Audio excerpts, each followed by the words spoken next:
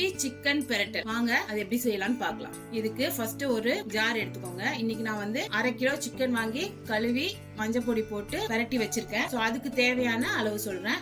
So ஒரு சின்ன jar எடுத்துக்கோங்க. இப்ப இந்த சின்ன ஜார்ல தோல் சீவி வச்சிருக்க 2 இன்ச் இஞ்சி இத வந்து இப்ப இதுல சேர்த்துக்கலாம். அடுத்தது நம்மளோட காரத்தை பொறுத்து தான். இன்னைக்கு நான் பாத்தீங்கன்னா பெரிய பெரிய மிளகாயா 2 மிளகாய் அது 2ஆ வந்து கட் பண்ணி போட்டிருக்கேன். அடுத்தது வந்து நம்ம பெரிய பூண்டு இருக்குல்ல, சின்ன சின்ன பூண்டுனா ஒரு 15ல இருந்து 16 பூண்டு போட்டுக்கலாம். இன்னைக்கு நான் வந்து பெரிய பூண்டு உரிச்சு வச்சிருக்கேன், தோல் உரிச்சு வச்சிருக்கேன்.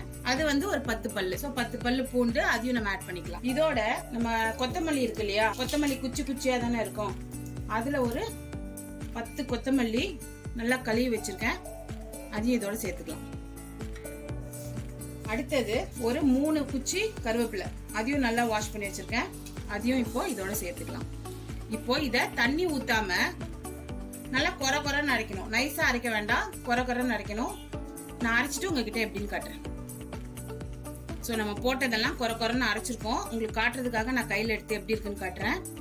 இங்க பாருங்க, இது பாருங்க, இது வந்து இப்படி இருக்கணும், நல்லா கொர கொரன்னு இருக்கணும். நம்ம தண்ணியே ஊத்த வேணாம். இஞ்சி பூண்டு கருவேப்பிலை கொத்தமல்லி இதுல இருந்து வர தண்ணியே போதும். நம்ம ஒன்ஸ் பல்ஸ் பண்ணி இந்த மாதிரி கொர கொரன்னு அரைச்சா போதும். இப்ப நம்ம அரைச்சோம் இல்லையா, அந்த இஞ்சி பூண்டு கொர கொரப்பான விழுத ஃபர்ஸ்ட் இதோட சேர்த்துடலாம். அடுத்து நான் பெரிய சைஸ் லெமன், இத வந்து நான் 1/2 கிலோ சிக்கனுக்கு சொன்னாலே 1/2 கிலோல இருந்து 600 கிராம் சிக்கன் கழுவி வச்சிருக்கேன். சோ இதுக்கு நான் என்ன பண்ணிருக்கேன்னு பாத்தீங்கன்னா ஒரு பெரிய சைஸ் லெமன், அதை வந்து நல்லா கொட்டெல்லாம் இல்லாம நல்லா புளிஞ்சு வச்சிருக்கேன், அதையும் இதோட சேர்த்துக்கலாம்.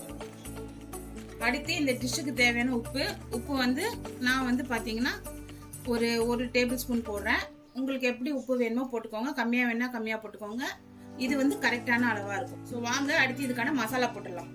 நான் ஆல்ரெடி மஞ்சள் தூள் வந்து போட்டு பரட்டி வச்சிருக்கேன். இருந்தாலும் இதுல ஒரு 1/4 டீஸ்பூன் மஞ்சள் பொடி, 1 teaspoon Kashmiri chilli powder, 1 teaspoon வரமிளகாத்தூள்,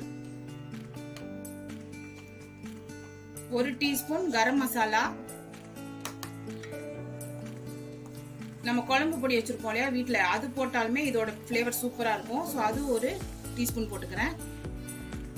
அடுத்தது இப்ப சொல்ல போறது ஆப்ஷனல் தான், நீங்க வேணும்னா போட்டுக்கலாம், வேணாம்னா விட்டுடலாம். ஆனா இது போட்டீங்கன்னா இன்னும் கொஞ்சம் ஃபிளேவர்ஃபுல்லா டேஸ்டா இருக்கும். இது இல்லாமையும் அதே மாதிரி தான் இருக்கும். இது போட்டீங்கன்னா கூடுதல் டேஸ்ட் கிடைக்கும். ஸோ கடையில சிக்கன் மசாலா பவுடர் விற்கும் இல்லையா, சிக்கன் மசாலா பவுடர்னு ஒன்று விற்கும். ஸோ அது போட்டுக்கோங்க, 1 ஸ்பூன் போட்டுக்கலாம்.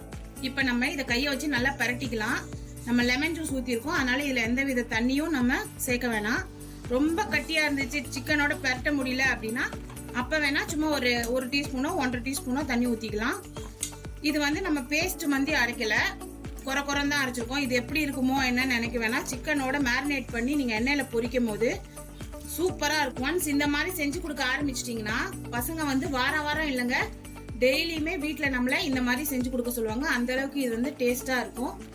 சோ இப்ப நான் இதுல என்ன பண்ணிருக்கேன்னு பாத்தீங்கன்னா கஸ்தூரி மேத்தி, இந்த காஞ்ச வெந்தய இலை இருக்கு இல்லையா, அது வந்து ஒரு 2 டேபிள் ஸ்பூன் போட்டுக்கிறேன். இது நீங்க எவ்வளவு போட்டாலும் இந்த டிஷ்ஷுக்கு வந்து நல்ல ஃபிளேவர் கொடுக்கும், செம்மையா இருக்கும் ஃப்ரை ஆகும் போது. சோ எங்க வீட்டுல இது ரொம்ப பிடிக்கும், அதனால நான் 2 டேபிள் ஸ்பூன் கையளவுல போட்டுக்கிட்டேன். உங்களுக்கு வேணாம்னா ஸ்கிப் பண்ணிடுங்க. ஆனா என்னோட ரெக்கமெண்டேஷன் வந்து இதை போட்டு செய்யுங்க, அப்பதான் வந்து அவ்வளவு டேஸ்டா இருக்கும். ஸோ இதை போட்டு மிக்ஸ் பண்ணும் போது இந்த பவுல் வந்து அங்கேயும் இங்கேயும் போயிருக்கும், அது கொஞ்சம் தப்பா எடுத்துக்காதீங்க, ஏன்னா ஒரே கையில செய்யறதுனால அப்படி இருக்கு. இப்போ நான் 2 கை யூஸ் பண்ணிட்டேன். ஸோ இதை பிடிச்சிட்டு நம்ம போட்ட இன்கிரிடியன்ட் எல்லாமே ஒண்ணுக்கு ஒண்ணு நல்லா மிக்ஸ் ஆகணும். ஸோ பாத்தீங்கன்னா அந்த அளவுக்கு நல்லா பெரட்டுங்க. இப்போ நம்ம பெரட்டினது பாத்தீங்கன்னா எடுத்து பண்ணோம்னா இங்க பாருங்க இப்படி வரணும். ஸோ தண்ணியா ஓடக்கூடாது, ரொம்ப கெட்டியா இருக்கக்கூடாது, இப்படி இருக்கணும். ஸோ இந்த மாதிரி ஆனோடனே இப்போ நம்ம வாஷ் பண்ணி வச்சிருக்கோம் இல்லையா அந்த சிக்கனை இதோட சேர்த்து கிளீன் பண்ணி வச்சிருக்கேன். 1/2 kgல இருந்து 600 கிராம் சிக்கன், அதையும் இதோட போட்டு இப்போ இதை நல்லா மிக்ஸ் பண்ணி வச்சிருங்க. இப்போ இதுல பாத்தீங்கன்னா நம்ம மைதா மாவோ கார்ன்ஃபிளவரோ கடலை மாவு அரிசி மாவு அந்த மாதிரி பைண்டிங் ஏஜென்ட் எதுவுமே போடல. ஆனா அதெல்லாம் போட்டு செய்யறதை விட இந்த மாதிரி செய்யறது பயங்கர டேஸ்டா இருக்குங்க. நீங்க கண்டிப்பா இந்த ரெசிபி, எந்த ரெசிபி ட்ரை பண்றீங்களோ இல்லையோ, இந்த ரெசிபி ட்ரை பண்ணிட்டு எப்படி இருந்ததுன்னு கண்டிப்பா என்னோட கமெண்ட்ல மெசேஜ் பண்ணுங்க பாக்குறவங்க. இதை இப்ப நம்ம நல்லா கைய வச்சு, எப்பயுமே சிக்கன் மேரினேட் பண்ணும் போது கொஞ்சம் அழுத்தி இப்படி பண்ணோம்னா சிக்கன்ல இருக்க தண்ணியும் கொஞ்சம் விடும். ஸோ அது வந்து நல்லா ஜூஸ் உள்ள வந்து இந்த நம்ம போட்டிருக்க மசாலாவும் இந்த சிக்கனுக்குள்ள நல்லா ஏறும். ஸோ நல்லா பெரட்டணும். அதாவது ஒரு சைடு சரியா பெரட்டி ஒரு சைடு பெரட்டாம இருக்கக்கூடாது. நல்லா பெரட்டிட்டு இதுக்கு ஒண்ணுக்கு மேல ஒன்று வைக்காம கொஞ்சம் கேப் கொடுத்து இப்படி ஸ்ப்ரெட் பண்ணி நம்ம மசாலாலாம் நல்லா இப்படி போற மாதிரி ஸ்ப்ரெட் பண்ணி வச்சுக்கோங்க. இப்போ இது வந்து மினிமம் 20 நிமிஷத்துல இருந்து மேக்ஸிமம் 3/4 மணி நேரம் ஊறலாம். இல்ல நீங்க முன்னாடி நாள் நைட்டே இதை மேரினேட் பண்ணி ஃப்ரிட்ஜுக்குள்ள வச்சு அடுத்த நாள் கூட காலையில கூட பண்ணலாம். ஆனா minimum 20 minutes to half an hour இது ஊறினாலே போதும். அடுத்து நம்ம பொரிக்கிறத பார்க்கலாம். ஸோ நம்ம பெரட்டி வச்ச சிக்கன் 1/2 மணி நேரம் ஊறிடுச்சு. இப்போ நம்ம இதை பொரிச்சிடலாம். இதுக்கு நான் என்ன பண்ணிருக்கேன் பார்த்தீங்கன்னா, ஸ்டவ் ஆன் பண்ணி ஸ்டவ்ல ஒரு நான்ஸ்டிக் பேன் வச்சிருக்கேன். நான்ஸ்டிக் எதுக்குன்னு கேட்டிங்கன்னா, சண்டே நமக்கு 1008 வேலை இருக்கும் சரிங்களா. இதுல வேற சிக்கனை வேற பிடிச்சிருச்சுன்னா எப்படி சொல்றதுன்னா, சிக்கன் போட்டோம்னா கடாயில ஒட்டும். ஸோ அதை வந்து நம்ம வந்து சுரண்டி விட்டு பெரட்டிட்டே இருக்கணும். இப்போ இந்த சிக்கன் அவ்வளோ ஒட்டாதுன்னு வைங்களேன். இருந்தாலும் நம்ம நான்ஸ்டிக்ல போட்டோம்னா அந்த வேலை நமக்கு கொஞ்சம் மிச்சம். அதை போட்டோமா ஒரு 2 வாட்டி கிண்டி விட்டோமா மறந்துட்டோம்னா அதே ரெடி ஆயிடும். ஸோ அதனால நான் நான்ஸ்டிக் யூஸ் பண்ணியிருக்கேன்.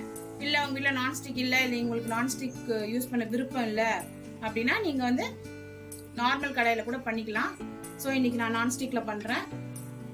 ஸோ நம்ம நான்ஸ்டிக்ல பண்றதுனால இன்னொரு பெனிஃபிட் என்ன பார்த்தீங்கன்னா, எண்ணெய் வந்து நம்ம கம்மியா ஊற்றினா போதும். அப்பவுமே வந்து சிக்கனோ இல்லை அந்த கிரேவியோ வந்து பிடிக்காது. நம்ம போட்டது நமக்கு அப்படியே 100% நம்மளுக்கு ஃப்ரை ஆகி கிடைச்சிரும். அதனால தான் மெயினாக நான் வந்து நான்ஸ்டிக் யூஸ் பண்ணியிருக்கேன். இப்போ நான் இதில் என்ன பண்ணியிருக்கேன்னு கேட்டிங்கன்னா, நான் பெரட்டி இருக்க சிக்கனுக்கு எவ்வளோ எண்ணெய் தேவையோ அந்த அளவுக்கு ஊற்றிருக்கேன். இது வந்து ஒரு 2 குழிக்கரண்டி எண்ணெய் இருக்கும். ஸோ 2 குழிக்கரண்டி எண்ணெய் போட்டாச்சு. இந்த எண்ணெய் நல்லா சூடாகட்டும். இப்போ நம்ம ஊற்றின எண்ணெய் வந்து நல்லா சூடாயிடுச்சு. இப்போ நம்ம இதில் 2 லெக் பீஸ் பரட்டி வச்சுருக்கோம். எப்பயுமே வந்து கறியை விட லெக் பீஸ் வந்து வேகிறதுக்கு தான் கொஞ்சம் கஷ்டம். அதனால நான் என்ன பண்ணேன்னா, ஃபர்ஸ்ட் லெக் பீஸை சென்டரா பிளேஸ் பண்ணிடுறேன். ஸோ இதை வந்து கொஞ்சம் கொஞ்சமாக பொரிச்சு எடுக்கணும்னு அவசியம் இல்லை. இப்போ நம்ம பரட்டி வச்சுருக்கோம் இல்லையா, இப்போ இதை சுற்றி இந்த எண்ணெயிலேயே மேலே கூட போடலாம். ஸோ மொத்தமாக இந்த சிக்கனை பூரா இந்த எண்ணெயில் இறக்கி விட்டுடலாம். இறக்கிட்டு இப்போ நம்ம பெரட்டணும் இல்லையா, இப்போ நம்ம வேற மசாலா ஏதாவது பெரட்டினோம்னா ரொம்ப வந்து மசாலா மிச்சமாயிருக்கும். இப்போ நம்ம கரெக்டாக எந்த வித தண்ணியும் எதுவும் போடாமல் அப்படியே வச்சதுனால கரெக்டாக இருக்கு. இப்போ இதையும் நம்ம வேஸ்ட் பண்ண வேணாம், இதுலயே வலிச்சு விட்டுலாம். இப்போ நான் இன்னைக்கு என்ன பண்ணிருக்கேன்னு பாத்தீங்கன்னா, 2 குழிக்கரண்டி கடலை எண்ணெய் ஊற்றி ஃப்ரை பண்றேன். உங்களுக்கு வேணும்னா நீங்க என்ன குக்கிங் ஆயில் வீட்டில் யூஸ் பண்றீங்களோ அதை யூஸ் பண்ணிக்கலாம். ஸோ போட்டுட்டோம். இப்போ நம்ம எதுவுமே பெரட்ட வேண்டாம். இதை ஒரு 5 நிமிஷம் மூடி போட்டு மூடிடலாம். கரெக்டா ஒரு 5 நிமிஷம் கிளாக்ல பாத்துக்கோங்க. 5 மினிட்ஸ் இது மூடி போட்டு வேகட்டும். அவ்வளவுதான். அதுக்கப்புறம் நம்ம மூடியை எடுத்து கீழே வச்சுட்டு ஓப்பன்லயே அதை அப்படியே விட்டுடலாம். நம்ம எதுவுமே பண்ண வேண்டாம் சொல்றேன் நான். ஸோ நம்ம 5 மினிட்ஸ் மூடி போட்டு வேக வச்சிட்டோம். இப்போ நம்ம இந்த மூடியை திறந்துடலாம். அவ்வளவுதான். இனிமே இதுக்கு மூடி போடணும்னு அவசியம் இல்லை. இப்போ இதை ஓப்பன்லயே நல்லா கலர் சேஞ்ச் ஆகி சுருள்ற வரைக்கும் வச்சிருக்கலாம். இதுக்கு பாத்தீங்கன்னா நம்ம ஹை ஃபிளேம்ல ஃபுல்லா தான் வச்சிருக்கோம். இது ரெடி ஆகிறதுக்கு 10ல இருந்து 15 நிமிஷம் சூப்பர் கிறிஸ்பியா ரெடி ஆயிடும். அதுக்கப்புறம் பார்க்கலாம். இப்போ நம்ம சிக்கன் ஃப்ரை வந்து ஓபன் பண்ணி வச்சு 5 நிமிஷம் ஆச்சு. இப்போ பாருங்க, சிக்கன்ல இருந்து எண்ணெய், நம்ம ஊத்தின எண்ணெய், நம்ம போட்ட மசாலா எல்லாமே வந்து நல்லா சுருள ஆரம்பிச்சிருச்சு. இப்போ நீங்க என்ன பண்ணுங்க, உங்களோட ஸ்டவ்வை மீடியம்ல வச்சுட்டு இதை அப்படியே மறந்துருங்க. இன்னொரு 10 மினிட்ஸ் to 15 மினிட்ஸ்ல இது நல்லா சுக்காவாயிடும். அதுக்கப்புறம் நம்ம பார்க்கலாம். ஸோ பாருங்க, நம்ம ஃப்ளேமை வந்து ஃபுல்லா வச்சு நான் பக்கத்துலேயே இருந்து ஒரு 5 நிமிஷத்துக்கு ஒரு வாட்டி 2 நிமிஷத்துக்கு ஒரு வாட்டி அப்படியே நல்லா பரட்டி விட்டேன். ஸோ இப்போ நம்மளோட சிக்கன் வந்து நல்லா ரோஸ்ட் ஆயிடுச்சு. இங்க பாத்தீங்கன்னா தெரியும், நல்லா மசாலா நம்ம போட்ட மசாலாவும் பாருங்க நல்லா ரோஸ்ட் ஆயிடுச்சு. சிக்கனும் வெந்துடுச்சு. ஸோ அவ்வளவுதான். இல்ல உங்களுக்கு இன்னும் கொஞ்சம் நல்லா கிறிஸ்பா வேணும் அப்படின்னா நம்ம ஸ்டவ்வை சிம்ல போட்டு ஒரு 5 நிமிஷம் எதுவுமே பண்ணாதீங்க, அப்படியே விட்டுருங்க. அடியில பாத்தீங்கன்னா நல்லா ரோஸ்ட் ஆகி கிறிஸ்பியா மொறுமொறுன்னு ஆயிடும். ஸோ அவ்வளவுதான், நம்மளோட டிஷ் ரெடி ஆயிடுச்சு. பாருங்க. ஸோ பாருங்க, நம்மளோட சிக்கன் ரெடி ஆயிடுச்சு. இந்த டிஷ்ஷை நீங்க உங்க வீட்டுல செஞ்சு பாருங்க. இப்ப இந்த டிஷ் எதோடலாம் நல்லா இருக்கும் அப்படின்னு கேட்டீங்கன்னா, ரசம் சாதம், அப்புறமா வந்து பிரியாணி, அப்புறம் சாம்பார் ரைஸ், அப்படி என்னன்னா இந்த குழம்பு வந்து பருப்பு குழம்பு, அந்த மாதிரி குழம்பெல்லாம் வந்து கொஞ்சம் மைல்டா காரத்தோட இருக்கிறதுல இந்த மாதிரி சைட் டிஷ்ஷா வச்சு சாப்பிட்டீங்கன்னா சூப்பரா இருக்கும். அண்ட் இன்னொரு விஷயம் என்னன்னு பாத்தீங்கன்னா, இதை வந்து நம்ம குழந்தைங்களுக்கு வந்து ஸ்நாக்ஸ் மாதிரியும் கொடுக்கலாம். ஸோ வெரைட்டி ரைஸ்ல லெமன் ரைஸ், புளி சாதம், தக்காளி சாதம், பிசிபெல்லாபாத் அந்த மாதிரி எல்லாத்துக்குமே இது வந்து சூப்பரான டிஷ்ஷாக போகும். நீங்கள் விருப்பப்பட்டீங்கன்னா இதை ஸ்நாக்ஸாக கூட சாப்பிட்டுக்கலாம். சூப்பராக இருக்கும். வெறும் வாயில சாப்பிடவும் நல்லா இருக்கும். நான் என்ன பண்ணுவேன்னு கேட்டிங்கன்னா இது அப்படியே ஒரு லெக் பீஸை வச்சு இந்த சிக்கனை கொஞ்சம் வெள்ளை சாதத்தோட லேசாக பிரட்டி அப்படியே சாப்பிட்ருவேன். சூப்பராக இருக்கும். ஸோ அவ்வளோதான். இந்த டிஷ்ஷை நீங்கள் உங்கள் வீட்டில் செஞ்சு பாருங்கள். எப்படி இருந்ததுன்னு கமெண்ட் பண்ணுங்கள். என்னோட இந்த ரெசிபி பிடிச்சிருக்குன்னா என்னோட இந்த வீடியோவுக்கு கீழே ஒரு லைக் பட்டன் இருக்கும், அதை டச் பண்ணுங்கள். இதை உங்கள் ஃப்ரெண்ட்ஸோட ஷேர் பண்ணுங்கள். இந்த வீடியோ பிடிச்சிருக்கு அப்படின்னா என்னோட சேனலை சப்ஸ்கிரைப் பண்ணுங்கள். பக்கத்தில் இருக்க பெல் ஐக்கானையும் டச் பண்ணி வச்சுக்கோங்க, எனேபிள் பண்ணி வச்சுக்கோங்க. ஸோ நான் போடுற வீடியோஸ் உங்களுக்கு உடனே வரும். நெக்ஸ்ட் வீடியோவில் மீட் பண்ணலாம். பாய்.